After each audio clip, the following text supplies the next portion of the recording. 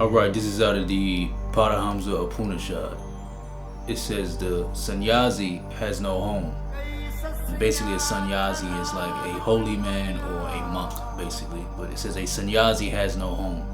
He should not accept anything made of gold or accept wealth. If it be asked what harm there is in accepting them, the reply is, yes, there is harm in doing so. Because if the sannyasi or the holy man looks at gold with longing, he makes himself a killer of Brahman. Now, Brahman is basically God or your own soul. So you make yourself a killer of your own soul. But it says, because if the sannyasi or the holy man touches gold with longing, he becomes degraded into a low person. Because if he takes gold with longing, he makes himself a killer of the Atman. Now, the Atman is basically the higher self or the soul, once again. But it says, therefore, the holy man or the sannyasi must neither look at, nor touch, nor take gold with longing. All desires of the mind cease to exist, and consequently, he is not agitated by grief and has no longing for happiness. Renunciation of attachment to sense pleasures comes, and he is everywhere unattached in good or evil, and consequently, he neither hates nor is elated. The outgoing tendency of all the sense organs subsides in him who rests in the Atma alone. And the Atma, like I said, is the soul or your higher self. So it says, the outgoing tendency of all sense organs subsides in him who rests in the self or the soul alone. Realizing that I am Brahman, or I am God, or I am that self, who is the one infinite knowledge and bliss, he reaches the end of his desires. Verily, he reaches the end of his desires. Okay, so what's key with breaking this down, I'm gonna try to break it down step by step, but we're gonna make it quick. But basically, it's saying that that gold or wealth is the killer of the self or the Atman, meaning your soul. Now, how? Now, what is this talking about and how? Well, you have to understand, in ancient Eastern mythology, which basically is where all of the biblical texts come from, Abraham and his ancestors came from the Kashmiri people, the Kalani people, and what we call Western India, like Afghanistan and Pakistan. So basically, what we today call modern day Hinduism comes from an ancient system before the Hindu called Tamil or the Dravidian system. And they were called the Harappa, the Harappa, or the Mohenjo-daro civilizations. Now, they produced a spiritual system that spread out throughout the world through Sumer, Syria, Israel, Greece, Egypt, and originally this spiritual system originated in Ethiopia, because that's where these Tamil or Dravidians are from Ethiopia. So they established a spiritual order and a spiritual teaching. So that's what we diving into. But basically, it says that in their mythology, that they have a conception of the soul that they call Krishna or Rama. And basically, that conception of the soul or the Atman, your true self, your higher self, is a symbol. It's nothing but a metaphor. Now, that symbol of your soul, it can be, if you allow it to be defeated by your desire for any of these lower 7 demons or these lower 7 principles. Now, in Hindu mythology or Buddhist mythology, they call these the yakshas. So you have Hiranyyaksha and Hiranyipshu. Now, these are 2 brothers that are two demons that represent wealth and power, or the desire for gold or the desire for money. And those 2 demons, along with their brother Kubera, they basically in the mythology represent your spiritual, mental attachment and desire for gold and money. So basically, those demons can take over the whole cosmos. Like in the mythology, if they take over the whole world, that really represents them taking over your whole body, your whole consciousness, your mind. They now are everything that you do and that you act on, which is basically a demonic possession of demonic spirits. So what you have to understand, what's interesting is that you realize later in the Gnostic and the Hebrew system, like in the Torah, you have Michael versus the angel Michael, or Michael versus these demons. Now, the major demons that I can list right now dealing with wealth and power and gold is, we know, Mammon. He's a real popular demon. So we see that the Gnostics, like the followers of this John the Baptist or Yeshua, this Jesus in the Roman period, they picked up on a mythology amongst the Hebrews from their holy texts about these demons like Mammon, Beelzebub, Belial, and basically Mikael, the angel, which is your soul, has to slay Mammon, that demon. And Mammon, if Mikael does not slay Mammon, then Mammon can slay Mikael. So when it says that if a sannyasi is basically a holy man. Sannyasa is the holy path, the true spiritual path, the path of getting free or liberated from the physical world. So all humans are born in this physical world, but only the sannyasis are able to get liberated from it. It's the best way to put it. They also known as sadhus, yogis, but basically it just translates to holy men or monks, ascetics, or even renunciates. So that's what a sannyasi is. But it says if the sannyasi looks at gold with longing, he makes himself a killer of God or a killer of the soul or of yourself. And that's basically Brahman. So, killer of his soul. So, basically in the mythology, like I said, Krishna has to fight these demons like Ravana, Hiranyagipshu, Yaksha. And basically those names just mean desire for gold or the desire for power or wealth. And Kubera is another demon. So, either those Yakshas can defeat the soul, which means your spiritual development, your spiritual path, or your soul can defeat those demons. So it's not saying kill in a literal sense, it's saying kill or destroy in a sense that every human has ideas or concepts in their mind or in their brain that they focus on and meditate on from day to day. So you can either meditate on God or your soul, which should bring you liberation, should lift up your energy and give you liberation, or you can have those same neurons and hydrogen atoms in your brain focused on things in the physical world. So when they focus on things that are mundane and dense and that are lower desires of the lower self, then basically those get caught up in mythology as metaphors of demons.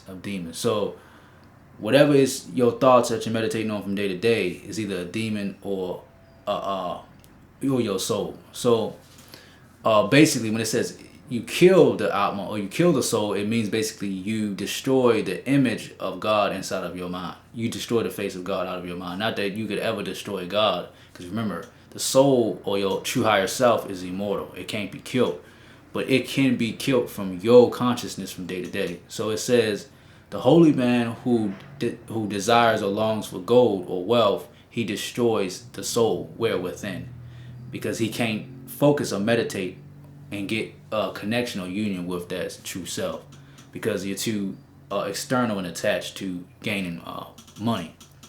So key points that I want to make about all of this, and I'll get back to the scriptures, but when you break it down fundamentally, what are 3 reasons how, outside of explaining the mythology, what are 3 reasons how money kills the self or kills the soul?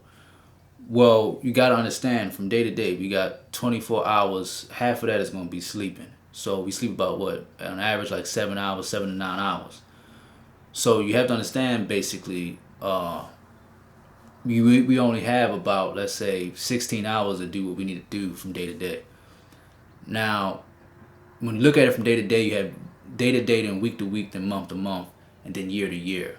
So if all 30 of your days and all your daylight time is spent on trying to get money, which is what most people in the West are doing, then you gotta understand you destroy the self, you destroy the soul. How? Because you have no time to meditate. Now with meditation, you have to understand it's not about being lukewarm and half doing it. It's either you fully, and when we talk about meditation, meditation is the practice of liberating your soul. It's the practice of getting illumination or realizing God within your body. So the point is, if you don't have time in that one day or that one week, then it becomes your whole month. That becomes your whole year. And how does money or gold kill the self? Is because it kills your time for you to meditate. Now you have to understand, in the East, in the ancient world, most of the holy men, what they call it sannyasi in this text, they spent about at least half of their day, every day, meditating. You see? So you have to ask yourself, if you're spending, let's say, 8 to 10 hours at work every day, and then you have to come home, you have to clean, wash, yourself. Take a shower and all of this, and then you have like an hour or so for entertainment. And if you got a wife, or if you're a female, you got a husband, then you got to spend that last remaining couple hours with them. Or if you got children, you got to spend the last 2 to 3 hours with them. So, and you want to watch a movie or be entertained. So you don't have no time in that day, 5 days out of the week. So when the weekend comes, okay, most people in the West, we know we got the weekends off. Well, you're going to be wanting to be shopping and wanting to go out and basically run errands and all of this. So you basically won't have no time. So what they saying is that in this holy text is that money is the killer of the self, meaning you don't have time for meditation. That's the first point. Second point is you don't have time to chant. Now, meditation is called dhyana yoga. Dhyana means basically meditation. Dhyana means, D means consciousness. Dhyana means locking yourself into consciousness, absorbing yourself into D or dhyana. But the second point, like I said, there's no time to chant. Now, chanting is japa yoga. Japa or bhakti yoga is basically, japa means to chant mantras. It's even called nada yoga, to deal with the utterance of these mantras. So the only way to save yourself and control your mind from all of the distractions and desires that keep your body and your mind trapped in this physical world is through chanting mantras over and over again, day in and day out.